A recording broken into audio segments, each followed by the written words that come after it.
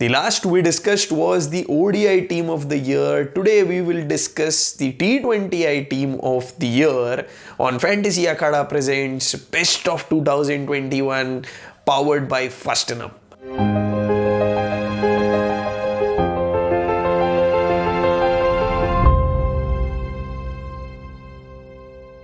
So the first rule I have just put is I have only included full member nations. There were a lot of matches by associate members. A lot of players did well. Saravetet of Kenya did well. A lot of these players did well. But it's very difficult to judge and categorize the associate members with the full members. That's why I just included the full members players in this T20I team of the year. Let's come to that opening slot, a place where a lot of players do well. There were a lot of players. Gaby Lewis of Ireland did well. Lizelle of South Africa did well. Tammy Beaumont did well. But yeah, these three miss out on that opening slot. For me, that opening slot is India's Smriti Mandhana. She takes that first opener slot without a shade of the doubt. She had about 255 runs at an average of 31.87 and that strike rate of 131. And she is joined by her Southern Brave partner, England's Danny White.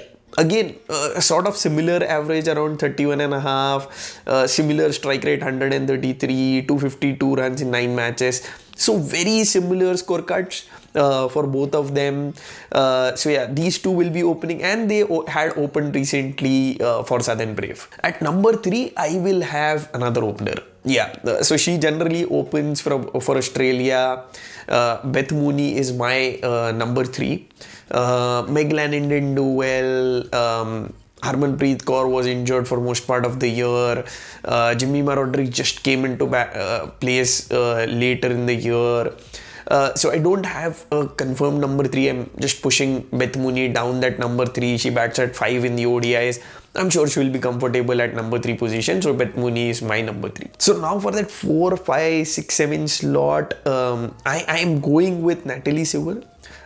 She gives me that good depth when it comes to even bowling 4 overs.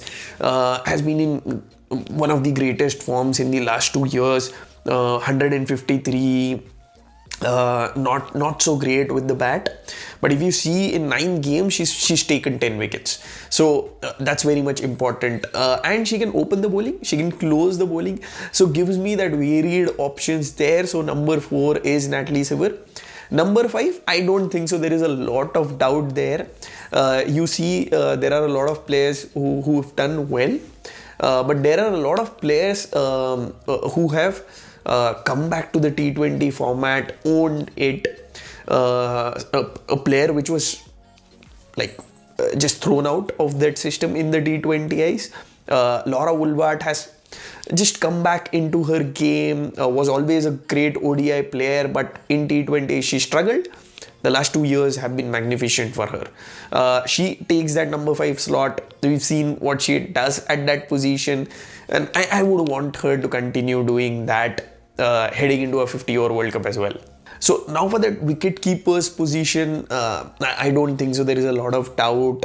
Very few wicket keepers bat in that middle order and do it with that much more consistency. So it is Amy Jones of England, 151 runs in 9 games, strike rate of 143, best of 43, and she's done 4 dismissals and 8 stumpings. So I feel she takes that number 6 slot.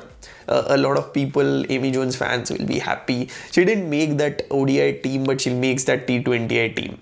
Number 7, I want an all-rounder, and an all-rounder who can finish games on her own. No better than Ash Gardner. Ash Gardner, if you see the way she's evolved, I think so. She deserves that number 7 slot. There can be a lot of debates that, okay, this player does well, that player does well, but very few offer that off spin, very few close games as well as Ash Gardner does. So Ash Gardner makes that number 7 slot for me. So another all-rounder at number 8 position, I'll go with Marizanne Kapp. Yeah, there was a debate with Catherine Brunt. Catherine Brunt also has done well. Both of them nearly have the same number of wickets, nearly same average. But I just go with Marizanne Kapp. I just feel that, oh, okay, you consider their T20I scorecards, both have done well, but now just because there is a tiebreaker and I have to select one player, I go with Marizanne Kapp because she's also done well in the WBBL and she's done well in the 100. So I'll go with Marizanne Kapp at that number 8 position.